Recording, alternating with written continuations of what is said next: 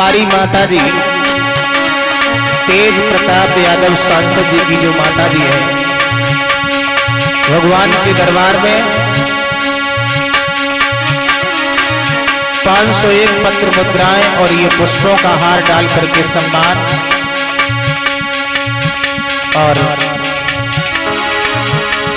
कन्हैया अब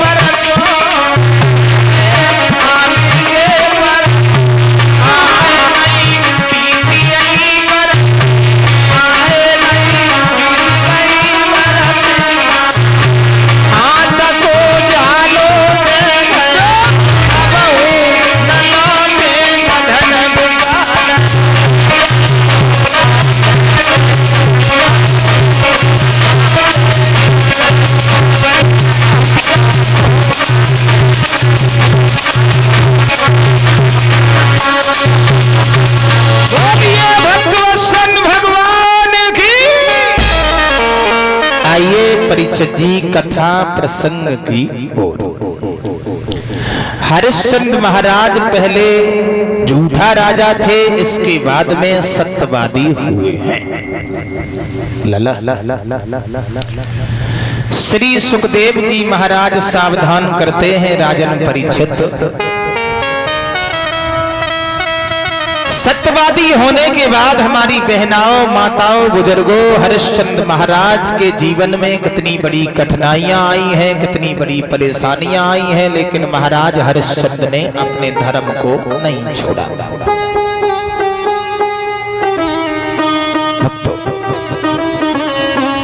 एक बार ब्रह्मा जी की सभा लगी हुई थी, बड़े बड़े ऋषि, बड़े बड़े मुनिगण विराजमान हैं। परीक्षित जी ब्रह्मा जी की सभा में गुरु वशिष्ठ भी बैठे हैं, गुरु विश्वामित्र भी बैठे हैं। तो वशिष्ठ महाराज के शिष्य थे दानवीर राजा हरिश्चंद्र। वशिष्ठ महाराज अपने शिष्य हरिश्चंद्र की लाला बड़ाई करने में लग गए। वशिष्ठ महाराज बड़ाई करने लगे। वशिष्ठ महाराज बोले, देखो विश्वामित्र, संसार में अगर सबसे बड़ा सत्यवादी कोई राजा है तो हमारा चेला है, जिसका नाम है हरिश्चंद्र। तो जब वशिष्ठ ने बहनाओं हरिश्चंद्र की बड़ाई की है तो विश्वामित्र को यह बात पची नहीं। विश्वामित्र कहने लगे, देखो वशिष्ठ, हरिश्चंद्र सत्यवादी नहीं है। क्या कह रहे हो? हाँ बिल्कुल सही कह रहा हूं, हरिश्चंद्र कितना झूठा राजा इस दुनिया में कोई नहीं हुआ। वशिष्ठ बोले, देखो विश्वामित्र, हमारा चेला जो है वो बड़ा सत्यवादी है, सत्य धर्म पर चलने वाला है, और उसके यहां पर जो पहुंच गया वो विमुख कभी नहीं लौट के आया। तो वशिष्ठ महाराज से विश्वामित्र ने एक बात कही, मुनिवर, कि सत्य होता है, व्रत होता है, और पर सीमा सबकी होती है।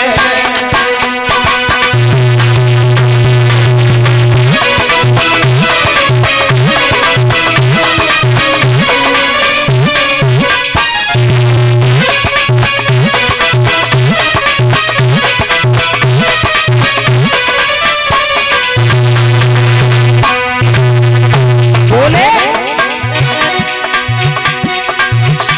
सत्य होता है,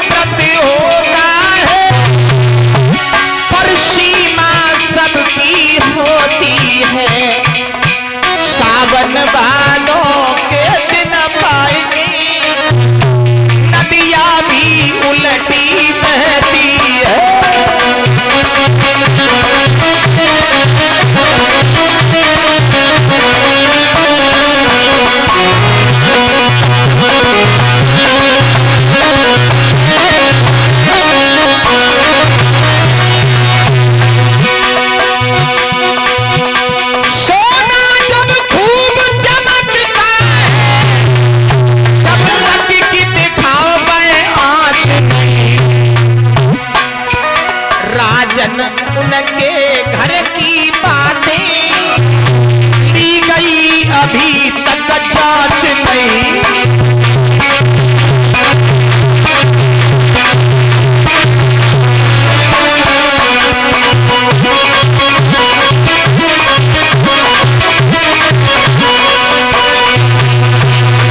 आवाज लगाई है, देखो वशिष्ठ महाराज, तुम अपने चेला की बड़ाई कर रहे हो, ये अच्छी बात नहीं है। नानी के सामने ननहाल की बातें बताना ये तुम्हें शोभा नहीं देता।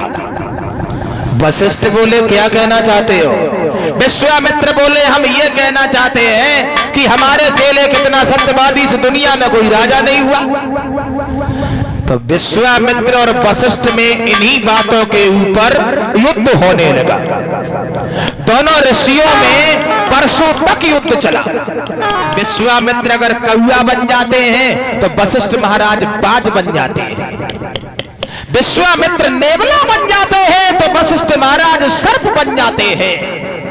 वर्षों तक युद्ध चलता रहा इसी बात के ऊपर। वो बोले सत्यवादी हैं और विश्वामित्र बोले झूठा राजा है। इतनी बात के ऊपर युद्ध हुआ। अंत में परीक्षित जी वशिष्ठ महाराज विश्वामित्र से पराजित हो गए। मुनिवर मैं आपसे हार गए। जो तुमको है तनिक संदेह तो तुम जाए परीक्षा ले। अगर मेरे चेला के प्रति थोड़ी शंका तो जाकर के परीक्षा ले लो, पता चल जाएगा कि मेरा शिष्य सत्यवादी है या झूठा राजा है। माताओं, विश्वामित्र बोले जब बात तुम पहले ही कह देते तो लड़ाई काहे को होती। कोई बात नहीं, चलो अंत में तुमने कही तो ठीक कही, हम परीक्षा लेंगे और ये देखेंगे कि हरिश्चंद्र कितना बड़ा सत्यवादी है। भाइयों, उसी समय विश्वामित्र महात्मा जी जो थे वो सूकर बन गए और सूकर बन करके हरिश्चंद्र के बगीचे में जाकर के पहुंच गए। जो परीक्षित जी एक बच्चों की तरह से उस क्यारियों को पाला गया था। विश्वामित्र ने लाला सूकर का भेष धारण करके सारी क्यारियों को तोड़ तोड़ के गिरा दिया। माली रोता चिल्लाता हुआ महाराज हरिश्चंद्र के पास में आ गया। महाराज की जय जयकार हो। महाराज क्या हुआ? अरे हुआ क्या महाराज, सुनो, एक इतना उत्पाती सूकर आ गया जिस सूकर ने अरे तीनों बाग उजाड़ी रे सरकार पिया को। तीनों बाग उजाड़ी रे सरकार पिया को।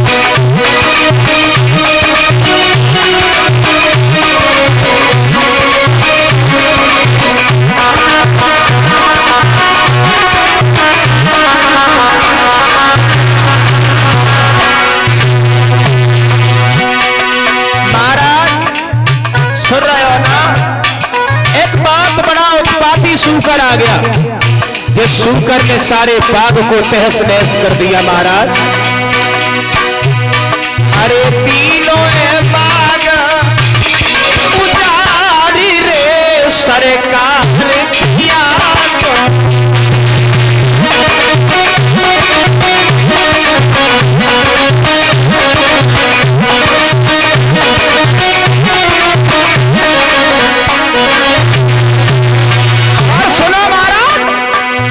सुंदर सुंदर थी फुलवारी,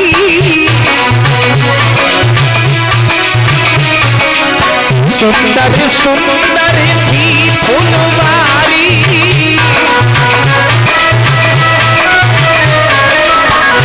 अरे कई सूकर ने जाए पुजारी।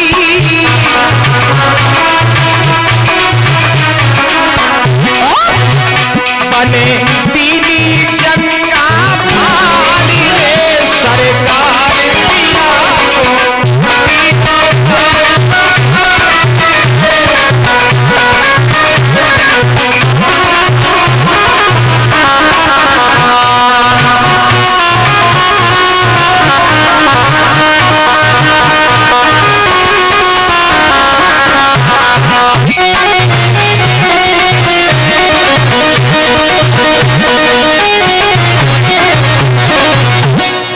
ही रोता चिल्लाता हुआ बोला, महाराज इतना उत्पाती सूकर आ गया जिसने सारी क्यारियों को तोड़ तोड़ के, आप जल्दी चलो महाराज। हरिश्चंद्र महाराज ने कहा, देखो माली, संध्या का समय हो रहा है, संध्या को समय दुख ना दीजे काहू को, और दुश्मन आवे द्वार बैठका दीजे बाहू।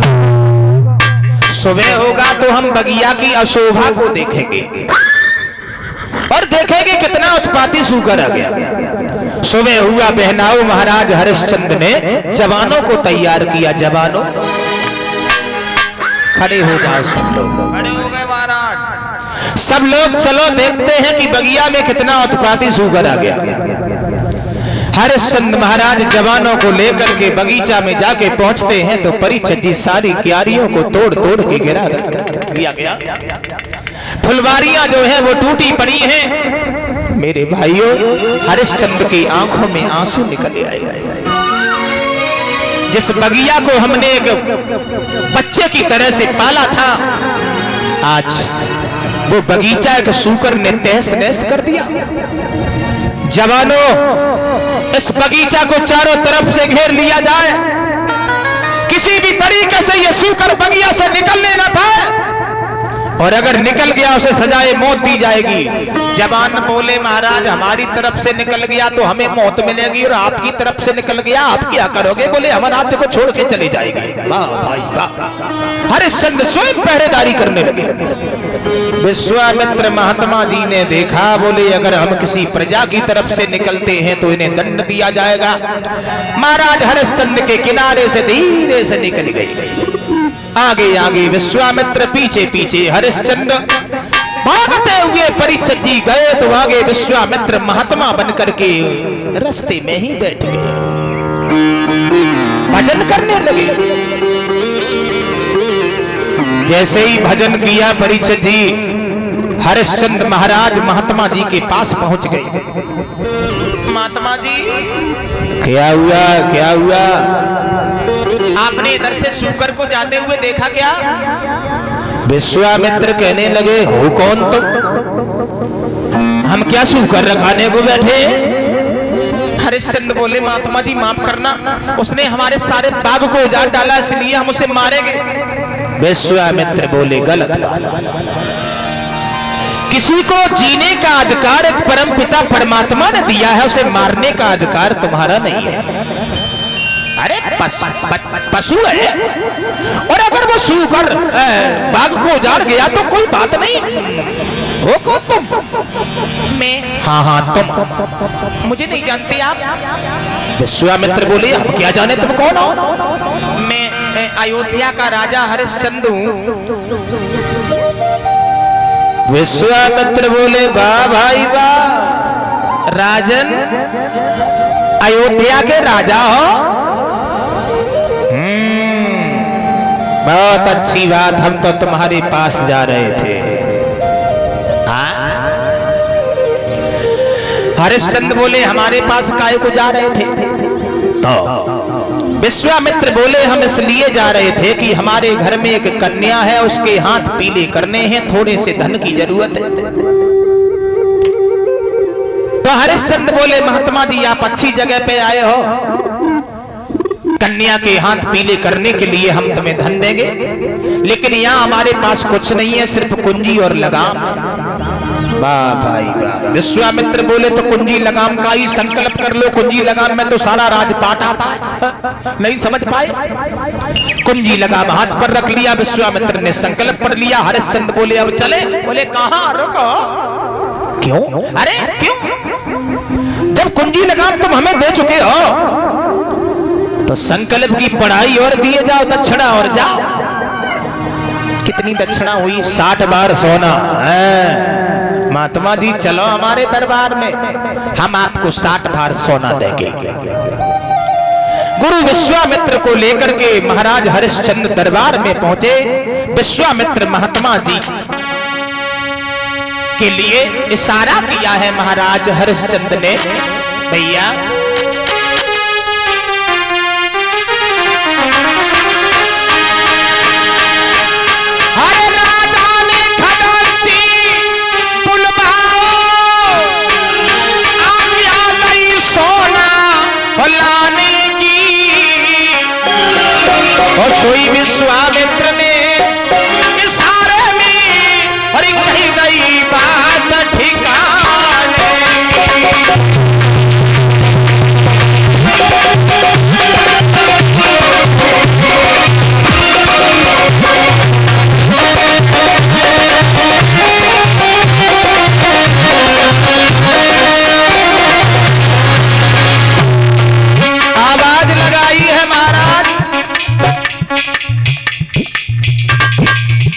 प्यारे भक्तों, विश्वामित्र महात्मा जी ने आवाज लगाई, हरिश्चंद्र क्या कह रहे हो? जब कुंडी लगाम तुम हमें दे चुके हो, तब ये राज और ये दरबार सब हमारा हो चुका है, समझ गए ना?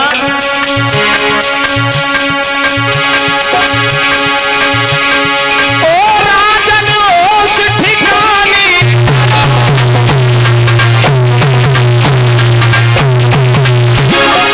और सोना किस पे मंगवाता है, और ये तेरा सेवक रहा नहीं, तू किन पे हुक्म चलाता है।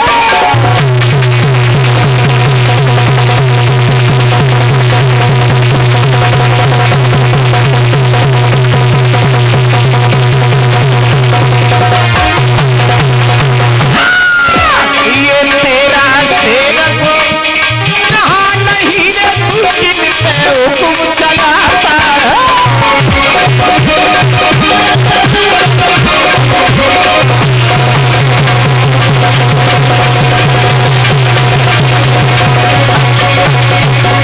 आवाज लगाई है, ओ हरिश्चंद्र।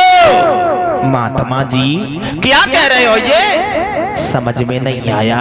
अरे कुंजी लगाम जब तुम हमें दे चुके हो, तब ये राज तो हमारा हो गया, मौकी और क्या देख रहे हो?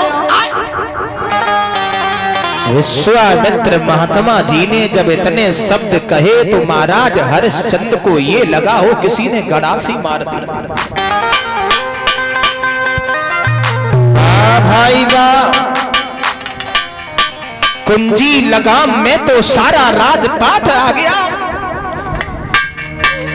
हम नहीं समझ पाए, हम नहीं समझ पाए कि अयोध्या का राज कुंजी लगाम में आ गया। नहीं नहीं, आंखों से आंसू निकले, बहनाओं गालों पर लकीर बनाते हुए आंसू जमीन में टपकने लगे। प्यारे, नतीजा ये हुआ, विश्वामित्र महात्मा जी ने कहा, देखो हरिश्चंद्र रो काहे को रहे हो? तो हरिश्चंद्र कहने लगे, महात्मा जी मैं इसलिए नहीं रो रहा हूं कि मेरा राज्य चला गया, रोने का कारण तो कुछ और है। बोले क्या है? तो हरिश्चंद्र बोले, महात्मा जी मैं आपसे एक निवेदन कर रहा हूं, आप मेरी प्रजा के लोगों को दुख नहीं देना। महात्मन एक विनती है नाथ हमारी,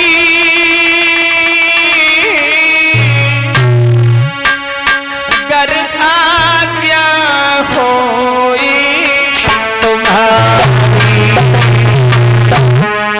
एक विनती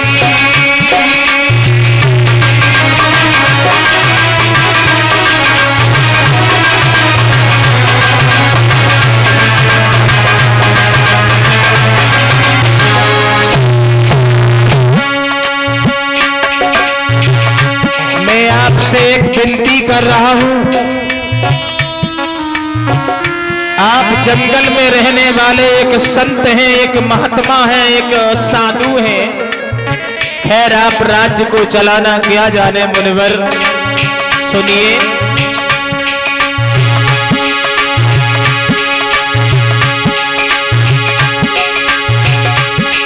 मेरी प्रजा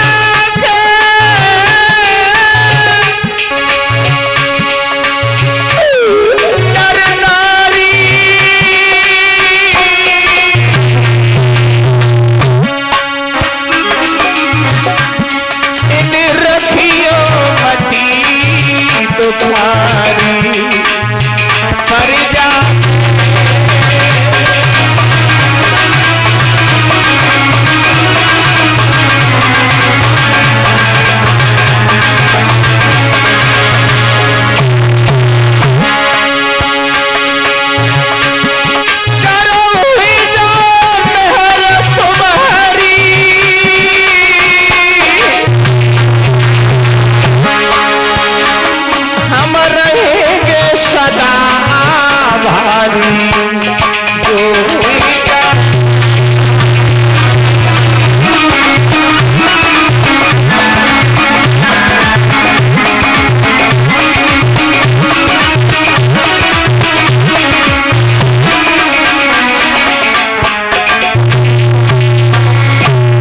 आवाज लगाई है मुनिवर।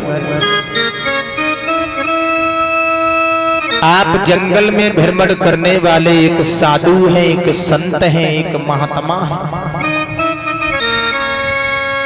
खैर आप राज्य को चलाना क्या जाने, मैं आपसे विनती कर रहा हूं कि हमारी प्रजा के लोगों को आप दुख नहीं देना। इतने शब्द हरिश्चंद्र ने कह ना पाए, तब तक विश्वामित्र बीच में ही बोल पड़े, क्या है हरिश्चंद्र, जब कुंजी लगाम तुम हमें दे चुके हो, तब ये राज्य और ये दरबार और ये घरबार सब हमारा हो चुका है। जब प्रजा हमारी हो चुकी है तो तुम हमें आदेश देने वाले कौन होते हो? चाहे मैं इन्हें दुखी रखूं, चाहे सुखी रखूं, चाहे अपमान करें, चाहे सम्मान करें, चाहे मारे, चाहे छोड़े, हमें ये बताओ हरिश्चंद्र, तुम घर में कितने प्राणी हो? 3। कौन कौन?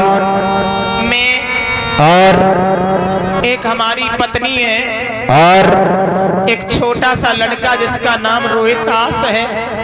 विश्वामित्र कहने लगे, तो 60 बार कर्ज अदा करने के लिए तुम तीनों प्राणियों को बेचना पड़ेगा। क्यों हरिश्चंद्र, तुम्हारी पत्नी तुम्हारे कहने से बिक जाएगी ना? हरिश्चंद्र बोले, बिक जाएगी, मेरी पत्नी पतिव्रता है, मैं जा रहा हूं अपनी पत्नी के पास। विश्वामित्र बोले, पत्नी के पास जाके लौट आओगे? जो पहुंच गया वो लौटा कभी नहीं, मनाही करने के लिए आ गया। बोले, नहीं महात्मा जी, मेरी पत्नी मेरे आदर्शों का पालन करती है, मेरी पत्नी जो हम कहेंगे वो करने को तैयार हो जाएगी, मेरी पत्नी मेरे सुख में साथ देती है, दुख में साथ देती है, मेरी पत्नी बहुत बड़ी पतिव्रता है। विश्वामित्र बोले, तुम खड़े खड़े मुंह की ओर क्या देख रहे हो? जाओ अपनी पत्नी से पूछ के आओ। परीक्षित जी हरिश्चंद्र वहां से चल दिए, और जब चले हैं तो महाराज हरिश्चंद्र अपनी प्राण प्यारी तारा के पास में पहुंचे, तो तारा ने अपने पति को देखा। लाला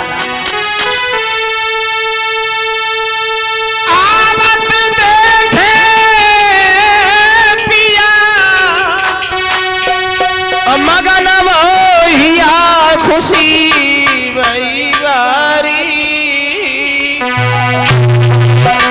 गए हाथ सजन को ले गई रे के घर में प्राण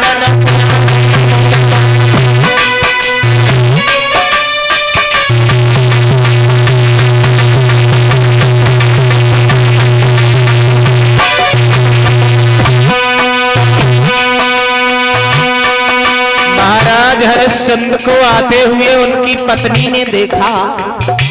बहनाओ, जने पलंगा दो नवाए, सुनो सरदार गरीब पे न्यारी, ले पंखा डोरे प्यारी अगारू भारी,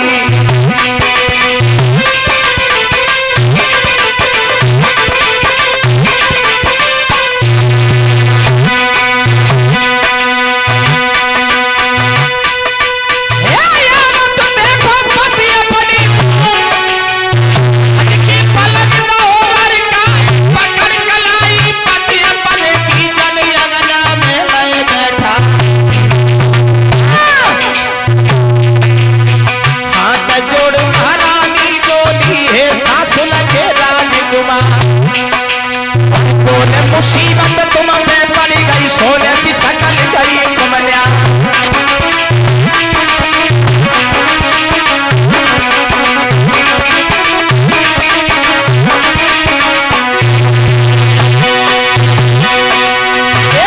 मुसीबत तुम पे पड़ी गई, सोने सी सकल गई कमला।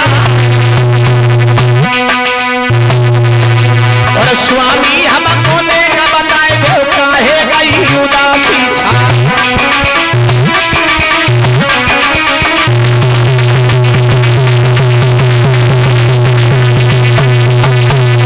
महाराज हरिश्चंद्र परीक्षित जी अपनी प्राण प्यारी तारा के पास में आते हैं। मेरे प्यारे भक्तजनों, मैया तारा ने अपने पति को उच्च आसन पर बैठा लिया। आइए भगवान आइए। ठंडा लोटे में पानी लेकर के बहनाओ अपने पति को पिलाती हैं। आंखों में जब आंसू देखे महारानी तारा ने महाराज हरिश्चंद्र के, तो तारा अपने पति से सवाल करती है, श्रीमन तारा आप रो काहे को रहे हो? हरिश्चंद्र बोले, तारा रोने के अलावा इस जीवन में अब कुछ बचा ही नहीं। तारा बोली, क्या हो गया महाराज? अरे हो क्या गया तारा, अयोध्या का राज्य जो है वो सब चला गया। तारा बोली, तो राज्य ही तो चला गया, तुम काहे को रो रहे हो? उठो रोटी खाओ। हरिश्चंद्र बोले, तारा राज्य जाने की बात नहीं है, बात तो यह है कि महात्मा जी का 60 भार कर्ज और बाकी है। तारा हम तुमसे ये पूछने को आए हैं, क्या डूबती हुई नाव में हाथ लगा सकती हो? तारा बोली, महाराज कैसी बातें कर रहे हो आप तो ऐसे पूछ रहे हो जैसे इस पत्नी के ऊपर किसी और का हक हो। मेरी बहनाओ, तारा अपने पति के सामने हाथ जोड़ के कहने लगी, महाराज कहने को शरीर हमारा है, पर सब अधिकार तुम्हारा है।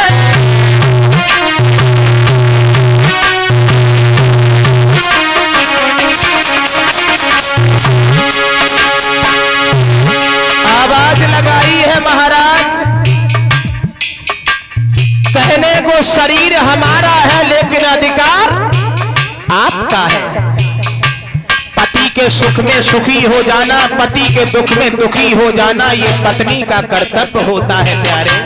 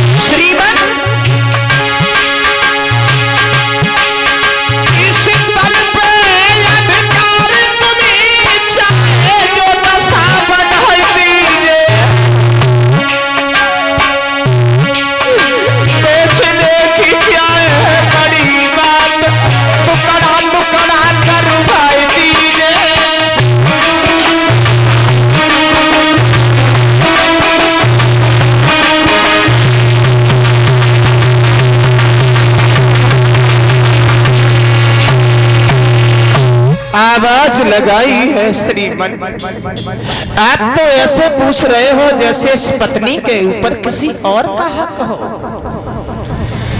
इस शरीर के टुकड़े टुकड़े भी हो जाएंगे, फिर भी ये तारा कुछ कहने के लायक नहीं है। महाराज आप बिकने की बात कर रहे हो, हम आपके शरीर के लिए शरीर के टुकड़े टुकड़े करवा सकती हूँ।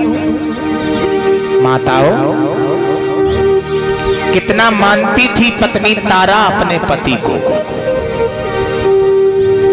अरे कितना मानती थी पत्नी तारा अपने पति को। आज की देवियां भी अपने पति को बहुत मानती है, बहुत मानती है, लेकिन मानती कब तक है? गिने चुने दिन, थोड़े दिन। शरीर में शक्ति और जेब में पैसा, तब तक बहुत मानती है। पैसा कमाए के ला अम्मा मो गाय देखत बहुए जेब गाय देखत, कितने ले आए हो? उचकी उचकी जेब दिखाई देवे, बिना मांगे रोटी पानी शरबत पायू दबाती जाती है, पे मन की कहती हो जाती, स्वामी जी बुल्लो हर टूटो दारो। वाह भाई वाह। देखिए कहने का हमारा मतलब है, अम्मा और पत्नी में अंतर देखो आपने। लड़का कहूं बाहर से आत हुए, अम्मा सर पे हाथ फिरा जका लला कहूं दोबारे तो ना हो आए, अब बहू जकात कितने ले आए। पहले हती अबला, थोड़े अम्मा को दे दे, थोड़े हमें दे, खर्च पानी चले, अब हो गई सबला। यानी मेरा मतलब है थोड़ा परिवर्तन होता चला जा रहा है। आज की पत्नी अपने पति को बहुत मानती है, लेकिन मानती कब तक है? अरे नारे